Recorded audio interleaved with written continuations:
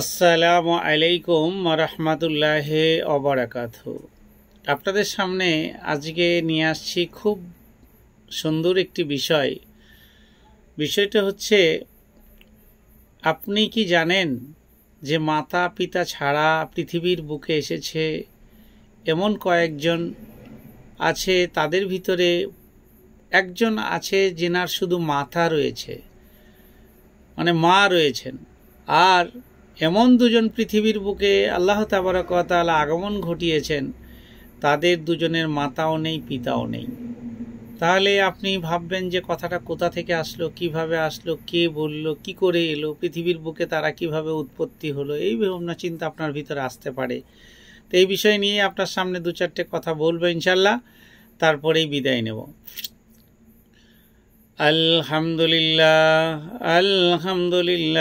নাহমাদুহু ওয়া নাস্তাঈনুহু ওয়া নাস্তাগফিরুহু ওয়া নু'মিনু বিহি ওয়া নাতাওয়াক্কালু আলাইহি ওয়া নাউযু বিল্লাহি মিন শুরুরি আনফুসিনা ওয়া মিন সাইয়্যাতি আমালিনা ওয়া মান ইয়াহদিহিল্লাহু ফালা হাদিয়া লাহু ونشهد أن لا إله إلا الله ونشهد أن محمدا عبده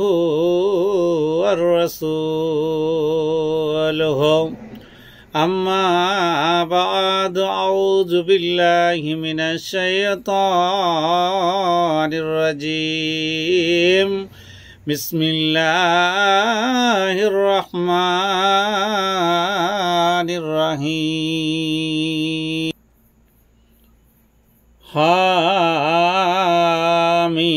حاميم تنزيل من الرحمن الرحيم كتاب فصلت آياته قرآنا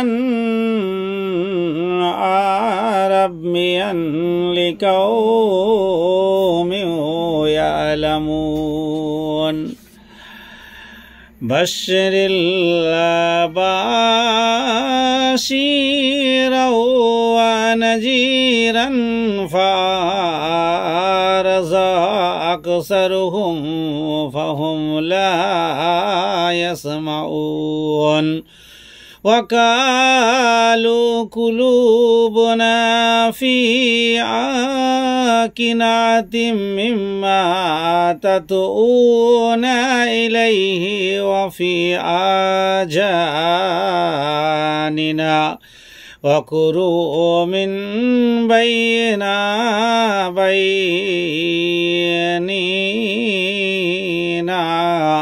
وبينك حجاب فاعمل إننا عاملون। যাই হোক, যেটা আপনার সামনে বলছিলাম, বিষয়টা হচ্ছে মাতা পিতাহীন পৃথিবীর বুকে এসেছে প্রথম মানব হযরত আদম আলাইহিস সালাম, যিনি পৃথিবীর বুকে বিনা মাতা বিনা পিতায় আল্লাহ তাবারক ওয়া তাআলা পৃথিবীর বুকে আগমন করিয়েছিলেন। তো তিনি যখন জান্নাতে দীর্ঘকাল থাকলেন, ছটফট বিভিন্ন মনের একটা উৎকণ্ঠা, বিভিন্ন মনের দিক থেকে বিভিন্ন রকম কিছু বইতে বা ঝড় বইতে লাগলো। আল্লাহ তাবারক ওয়া তাআলা তো অন্তর্যামী, তিনি অনুভব করলেন, দিয়ে হঠাৎ করে তিনি ভাবলেন যে ওর একটা বর্তমান সঙ্গিনী দরকার। তিনি তিনার বাম পাজর থেকে একটা হাড় বার করিয়ে তিনার কাছ থেকে হাওয়াকে তৈরি করলেন। আল্লাহর দ্বারাই সবই সম্ভব। তো হাওয়া আর আদম আলাইহিস সালামকে দিয়ে হযরত জিবরিল আমিনের মাধ্যমে বিবাহ পড়ালেন। বিবাহ পড়িয়ে তারা সুখে শান্তিতে থাকতে লাগলো।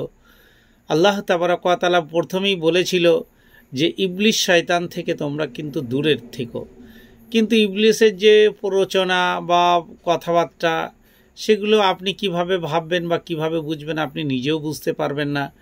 তো ইবলিস বিভিন্ন প্রলোভনে তাদের কিন্তু জান্নাত থেকে বাহির করার চক্রান্তে সে কিন্তু জিতে গেছিল। তারপরে আল্লাহর কাছে কান্নাকাটি করে ইবলিশের ধোকায় পড়ে আল্লাহর কাছে বিভিন্নভাবে কান্নাকাটি করে বিবি হাওয়া আদম আলাইহিসসালাম আবার কিন্তু একত্রিত হয়েছিল। তো সেই একত্রিতটা আর জান্নাতে নয়, দুনিয়ার বুকে।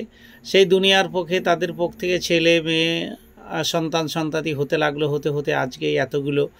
তো তারপর পরই আরেকটা খুবই ঘটনা, যেটা আপনি বুঝতে পারবেন যে হজরত ঈসা আলাইহিসসালাম সম্বন্ধে। হজরত ঈসা আলাইহিসসালাম বিনা পিতার সন্তান, মানে তিনার কোনো পিতা ছিল না।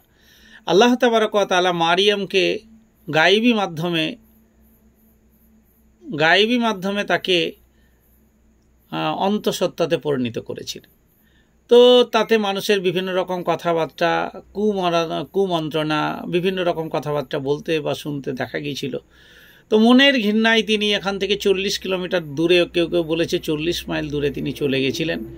চলে যাওয়ার পর আল্লাহ তাকে হেফাজত করেছে। একটা খেজুর গাছের গোড়াতে ছিল, খেজুর গাছের তলা থেকে পানি বা নহর উৎপন্ন হয়েছিল, এবং খেজুর গাছের এত সুস্বাদু খাবার আল্লাহ তাবারক ওয়া তাআলা জান্নাতি খাবার তিনাকে দিয়েছিলেন।